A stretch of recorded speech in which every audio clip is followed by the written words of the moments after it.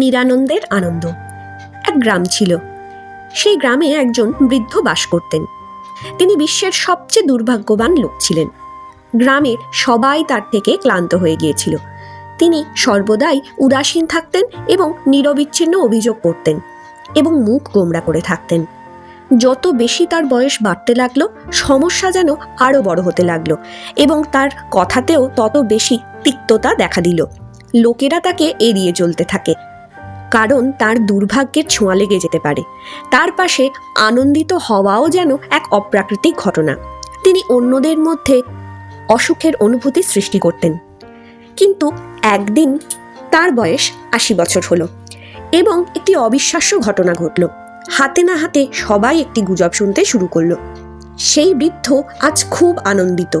তিনি কিছুই অভিযোগ করেন না, সর্বদা হাস্যমুখ এবং তরতাজা। গ্রামের সবাই একত্রিত হলো। বৃদ্ধকে জিজ্ঞাসা করলো, আপনার সাথে এমন কি ঘটেছে যে আপনার মেজাজটাই পরিবর্তন হয়ে গেছে?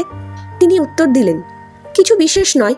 ৮০ বছর ধরে আমি আনন্দের খোঁজ করে চলেছি এবং তা অর্থহীন ছিল। এখন আমি বুঝেছি আনন্দ ছাড়াই জীবন উপভোগ করার সিদ্ধান্ত নিয়েছি, তাই আমি এখন আনন্দিত। গ্রামবাসীরা তার হঠাৎ মনোভাবের পরিবর্তনের কারণে বিস্মিত হলেন। তারা জানতে চাইল যে তিনি জীবনে এমন কি উপভোগ করেছেন।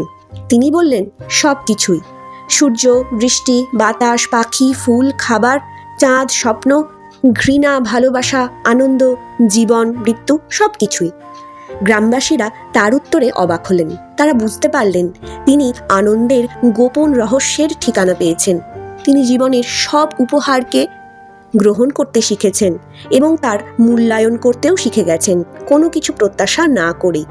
তাই আজ তিনি পৃথিবীর সব থেকে বেশি আনন্দিত মানুষ এবং জীবনকে তিনি গ্রহণ করেছেন।